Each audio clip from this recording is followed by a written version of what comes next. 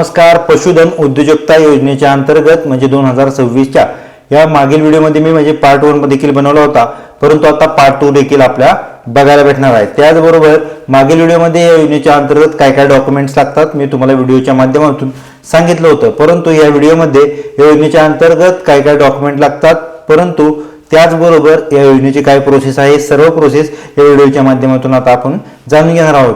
तुम्ही जर आपल्या चॅनलवरती पहिल्यांदाच आला असेल तर आपल्या चॅनलला सबस्क्राईब करायला विसरू नका. त्याचबरोबर या योजनेच्या अंतर्गत शेळी आणि मेंढ्यांसाठी मोठे अनुदान जाहीर केलेला असता.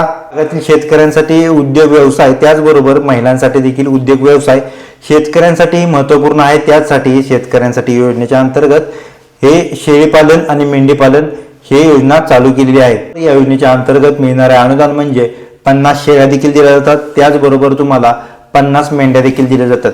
त्याच्यासोबत तुम्हाला 5 बोकड देखील दिले जातात. त्यानंतर हे तुमचे सेट दिले जातात, म्हणजे 50 शेळ्या, 50 मेंढ्या, त्याचबरोबर तुम्हाला 5 बोकड देखील योजनेच्या अंतर्गत दिल्या जातात. त्याचबरोबर याची सर्व रक्कम आहे 11,38,554 रुपये इतकी असून सर्वसाधारण प्रवर्ग त्यासाठी 50% देखील सूट आहे. त्याचबरोबर या योजनेच्या अंतर्गत 5,59,000 इतके किंवा 5,69,000 इतके अनुदान दिले जाते. योजनेच्या अंतर्गत म्हणजे या योजनेच्या अंतर्गत ज्यांना ज्यांना लाभ घेता येणार आहे ते देखील आता आपण बघणार आहोत.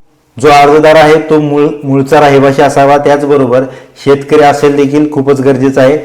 त्याचबरोबर महिला बचत गटातील देखील महिला असेल तरी देखील या योजनेच्या अंतर्गत चालणार आहे, ते देखील असणे खूपच गरजेचं आहे.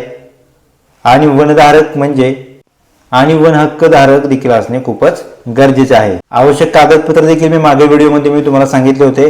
त्यामध्ये काय काय आहेत, आधार कार्ड, पॅन कार्ड आहे, त्याचबरोबर तुमचा 7/12 देखील असणे गरजेचं आहे. 7/12 नसेल तर तुमचा 8 उतारा देखील असणे गरजेचं आहे. तुम्ही ज्या ठिकाणी राहता त्या ठिकाणचे प्रॉपर डॉक्युमेंट असणे गरजेचे आहे. त्याच्याच नंतर तुम्हाला रहिवासी दाखला, त्याचबरोबर तुम्हाला बँक पासबुक देखील असणे खूपच गरजेचं आहे. ज्यामध्ये बँक पासबुक असल्यास तुमच्या खात्यात या योजनेच्या अंतर्गत डायरेक्ट पैसे पाठवले जातील. बरोबर शेळी पालन प्रशिक्षण प्रमाणपत्र देखील असणे गरजेचं आहे.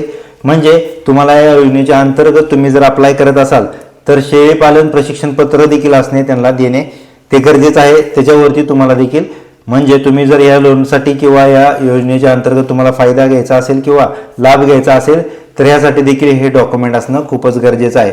करत असता तुम्हाला शेळी पालन मेंढी पालन करण्यासाठी तुम्हाला प्रशस्त शेड देखील असणे गरजेचं आहे. हे सर्व देखील बघितलं जातं. त्याचबरोबर या योजनेच्या अंतर्गत ह्या सर्व डॉक्युमेंटरी आणि ह्या योजनेच्या अंतर्गत ही सर्व डॉक्युमेंटरी, त्याचबरोबर तुम्हाला ही योजनेची पडताळणी आहे किंवा ही योजना अशी चालली जाते यासाठी तुम्हाला जे जे काय काय डॉक्युमेंट्स लागतात ते मी पहिल्या व्हिडिओमध्ये देखील सांगितले होते. हा भाग 2 असता. तुम्ही या योजनेच्या अंतर्गत सर्व गोष्टी जाणून घ्या आणि या योजनेच्या अंतर्गत शेतकऱ्यांसाठी आणि महिला बचत गटांसाठी ही महत्त्वपूर्ण अपडेट आहे. ही तुम्ही योजनेच्या अंतर्गत तुम्ही हा लाभ घ्या.